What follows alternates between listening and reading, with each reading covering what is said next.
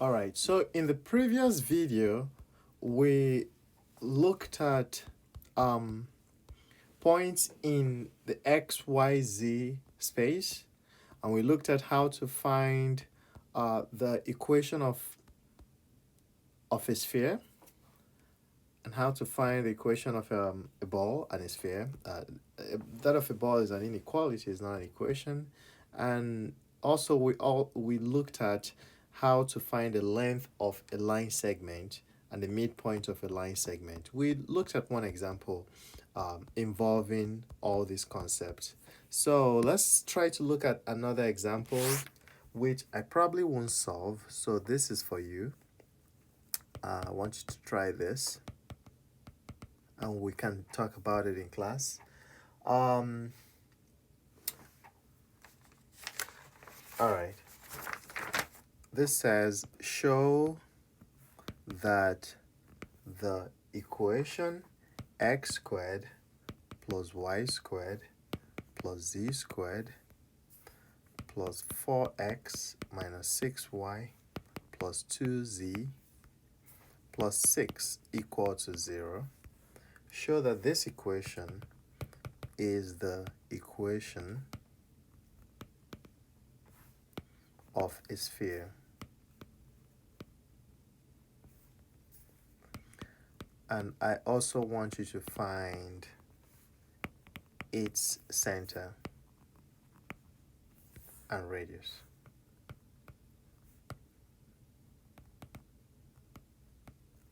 So my hint here is to try to use completing the square.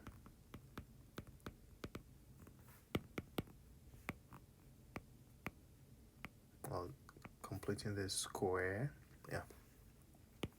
All right, so think about it. If you have this x squared and 4x, you can complete the square on that, on those two terms, to get something like x minus a in parentheses squared.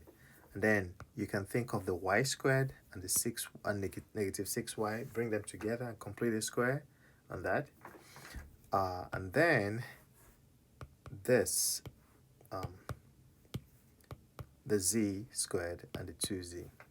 And then you can move the 6 to the other side, and any constant that arises as a result of completing the square, you can also move it to the other side, and at the end you get the equation of a sphere. All right, so that's one that I want you to try.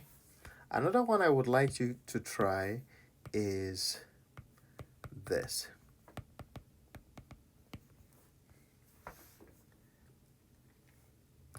What is the region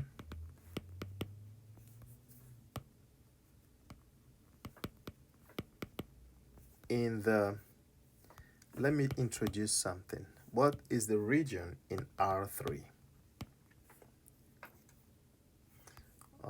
Let's do it this way.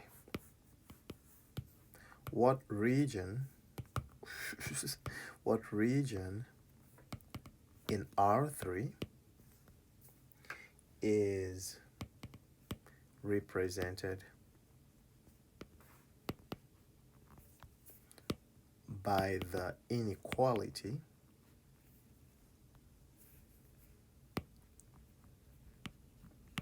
by the inequality 1 is less than or equal to x squared plus y squared plus z squared is less than or equal to 4.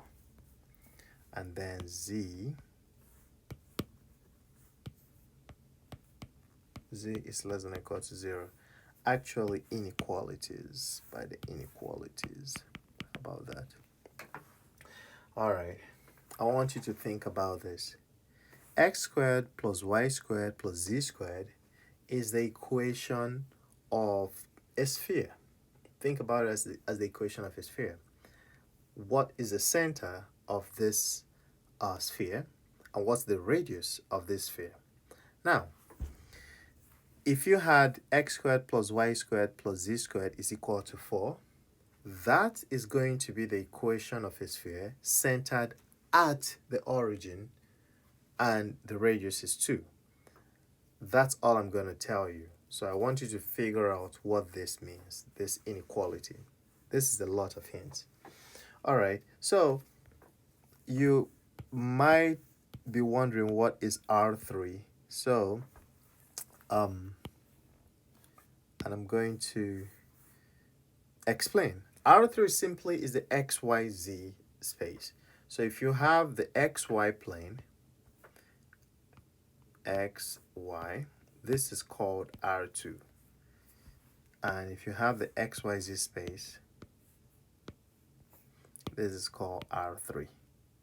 Simple. So it's just a new terminology. Okay. All right.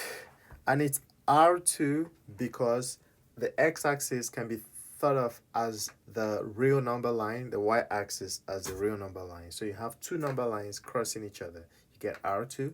3 number lines crossing one another. You get R3.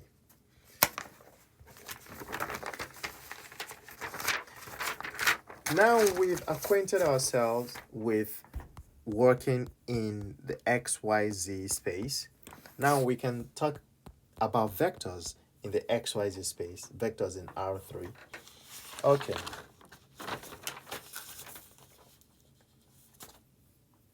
So the one thing I would like you to think of about vectors in R3 is that it's just an extension of vectors in R2. All right. So for instance, the vector from the vector v, or the vector pq in R3 with with tail at p, x1, y1, z1, and head at q, x2, y2, z2 is equal to, or is this vector pq equals x2 minus x1, y2 minus y1, and z2 minus z1.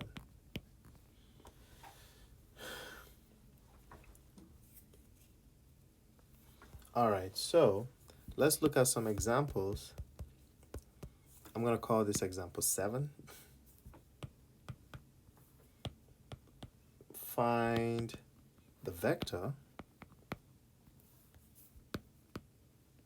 from P, -1, 2, 1, to the origin. All right, so it starts from P and ends at the origin. So let's see. So we have, all right, our z-axis, y-axis, x-axis.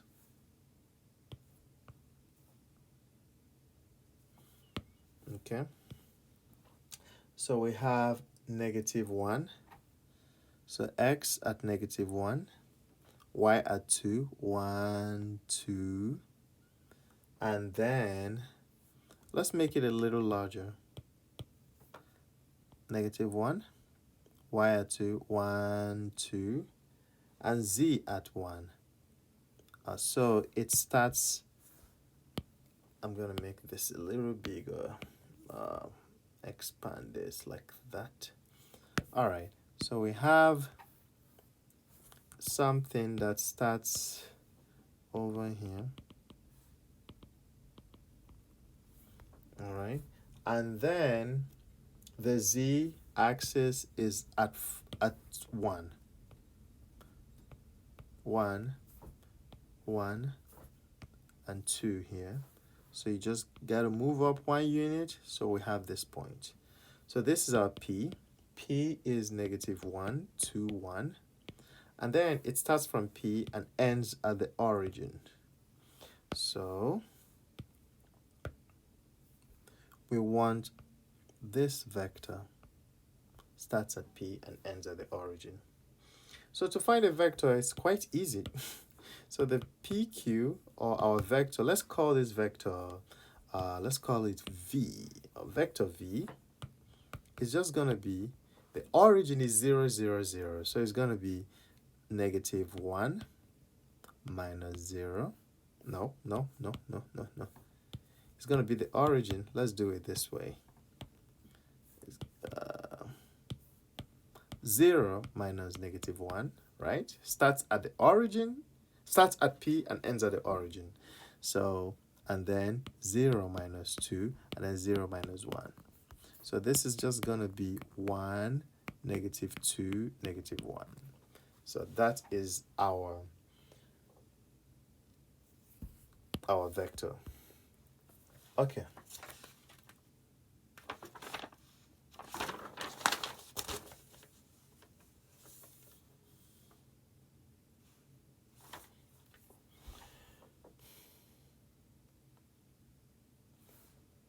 All right. Now, let's look at another example. Which of these vectors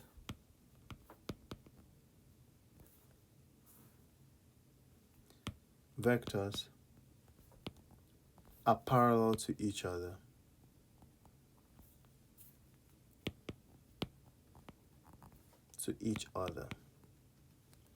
Okay.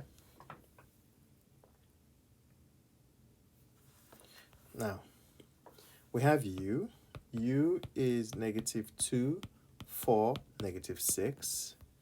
And then we have V. V is 8, negative 8, 12. And we have W. W is negative 1, 2, and 3. Okay? Now look at this. Two vectors are parallel if one of them is a scalar multiple of the other. All right? So I'm going to put 4 here. So let's check this.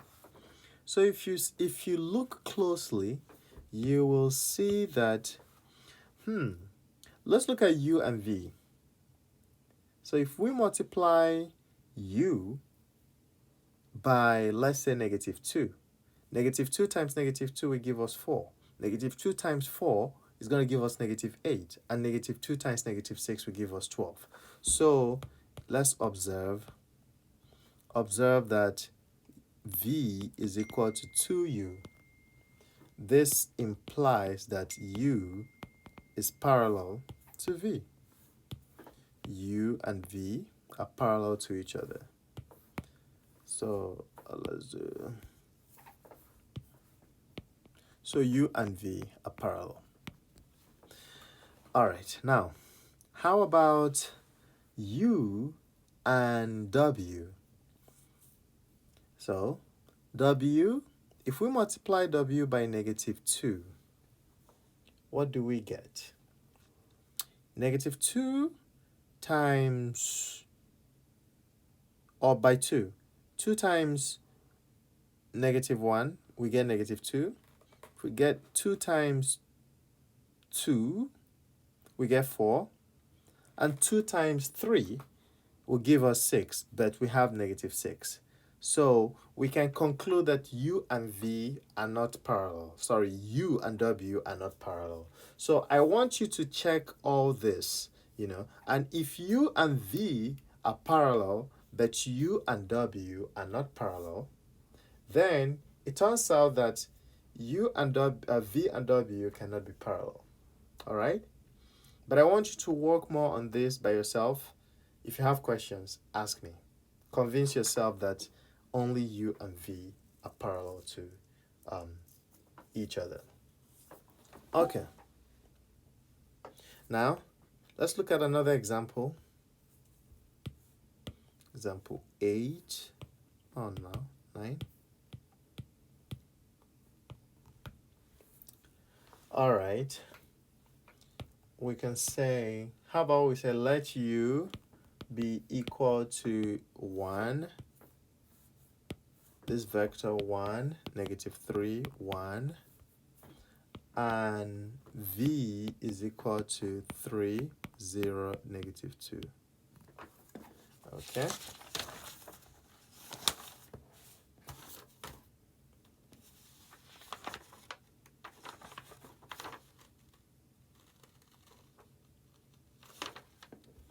Um, let's find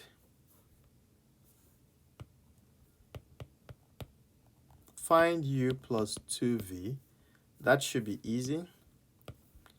So that's just going to be u 1, negative 3, 1, plus 2 times 3, 0, minus 2.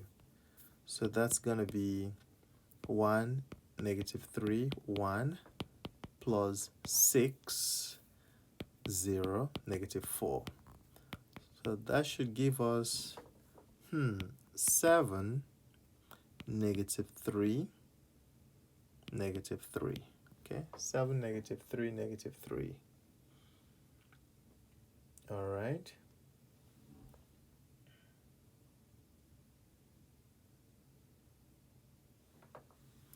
Is it?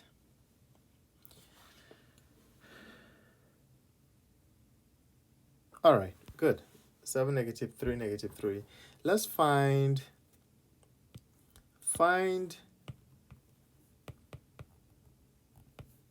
a unit vector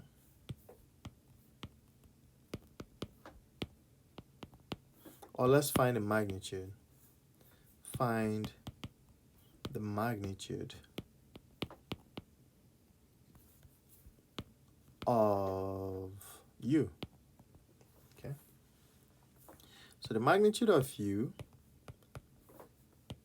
we're just going to extend what we know about vectors in a plane. So in that case, it's just going to be 1 squared plus negative 3 squared plus 1 squared. If you're a little confused, go back to when we did vectors with just 2 components, and this will make sense to you. So this is the square root of 11. It's very awkward, very odd and awkward. All right, that's fine. Now, let's look for a unit vector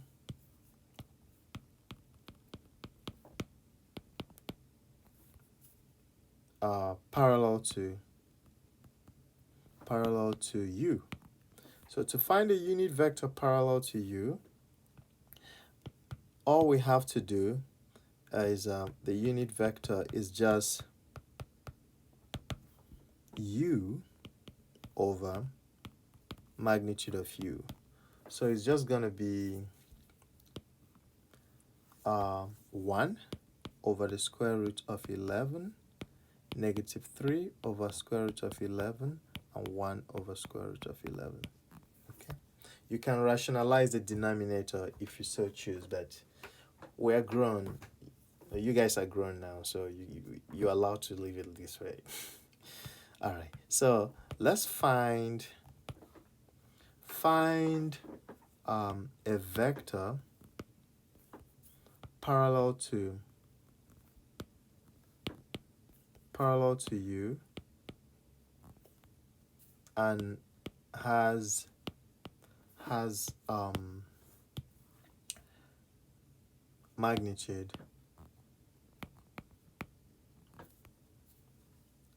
magnitude 7. So this is just gonna be the vector we're looking for is just gonna be 7 times this unit vector. Okay, so it's just gonna be 7 over root 11, negative 21 over root 11, and 7 over root 11 if you want. Okay.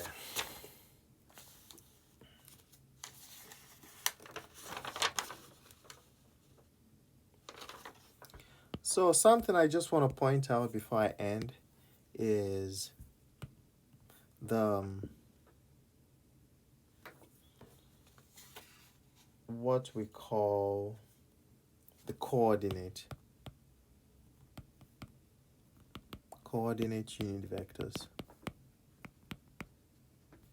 So we talked about the coordinate unit vectors when we talked about vectors in a plane.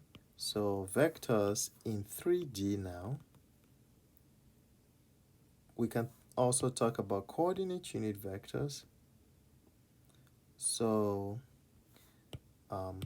let's see, I'm going to make it a little bold.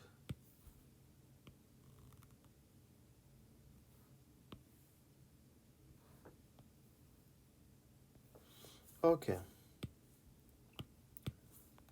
So this is y-axis, x-axis, and z-axis. So if we have, again, remember our red vector, and this is at 1. Let's get a green vector, and this is at 1 also. And then if we can get maybe a black vector, or a very light blue vector, so we can see it, light blue vector. And this is also at 1, right? These are called the coordinate vectors, all right? This is, we call this I, as you know, and this is J, and then in that case, this will be K, that vector will be K. So I is equal to the vector 1, 0, 0. J is equal to the vector 0, 1, 0. And K is equal to the vector 0, 0, 1. Okay? So we can express any vector in terms of the coordinate vectors. So for instance, if we have 2, 5, -3, we can write it as 2I plus 5J minus 3K. And you know why. I think you can figure out why. Well, why? We already did this. So I want you to tell me why.